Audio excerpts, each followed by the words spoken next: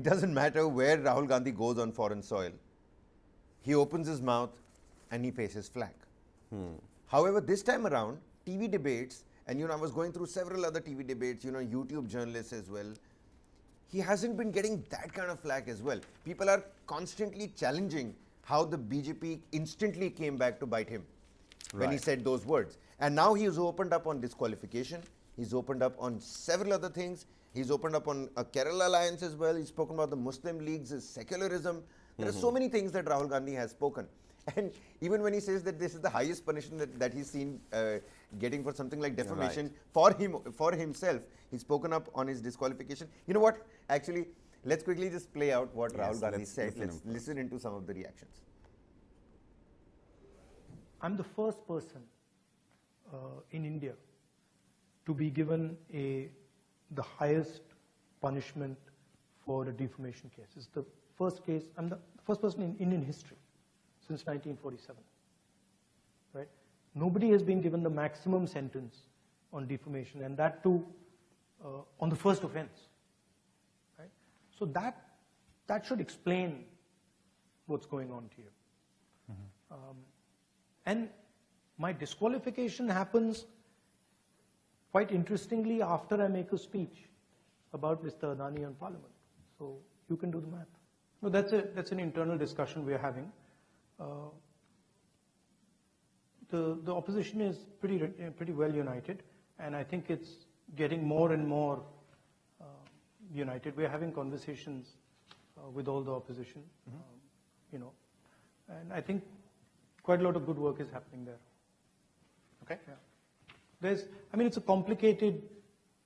It's a complicated discussion because there are spaces where we are competing also with the opposition. So it's a little bit of give and take is required, but I'm confident that will happen. I think everybody in India has a democratic right. Every single person in India should be allowed to be part of the conversation.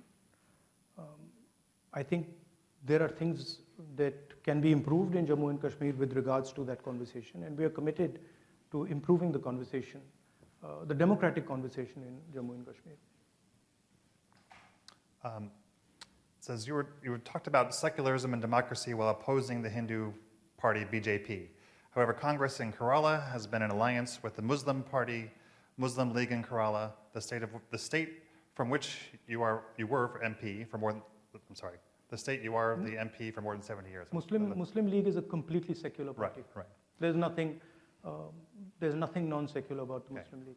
If India starts manufacturing, starts producing, it will start to export as well.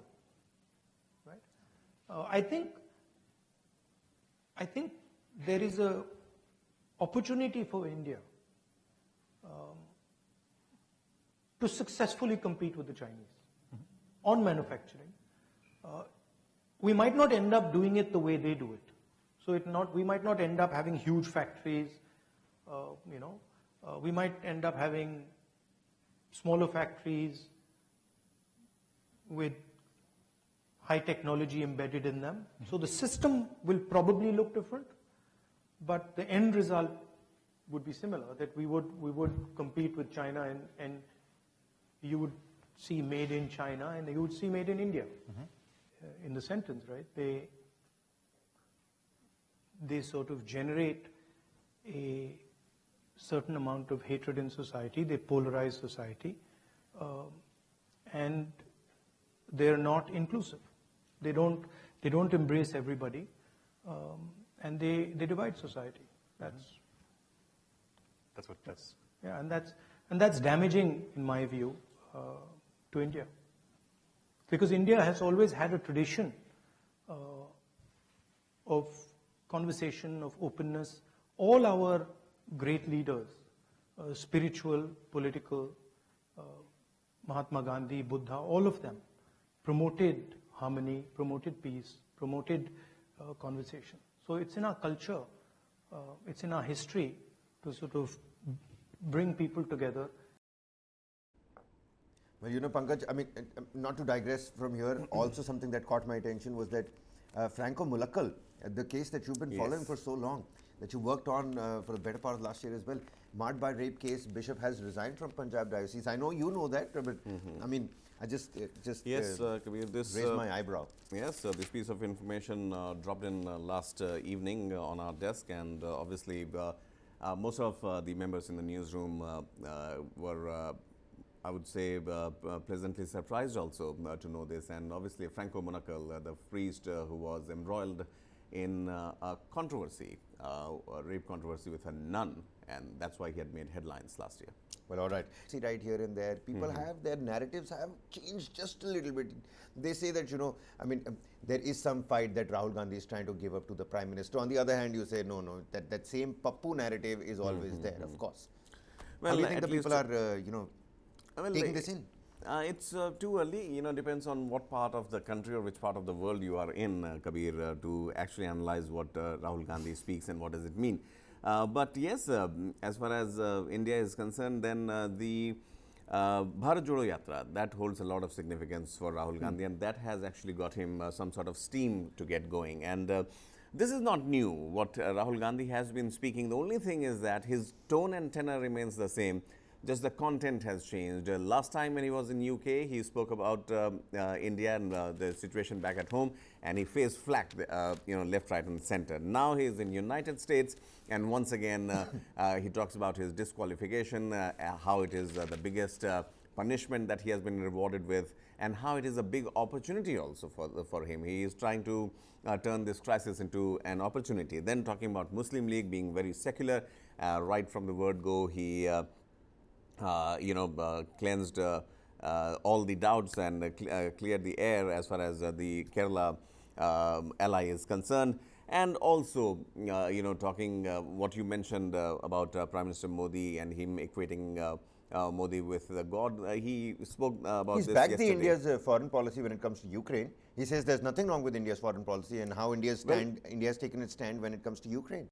Well, see, I mean, obviously, he won't be there, to criticize each and every move that the government makes. And there are certain steps which... You say he's not fool enough to call India out on the Ukraine front. Or maybe he is choosing his words carefully and is not poking his nose where it doesn't belong. Because to talk about, India's...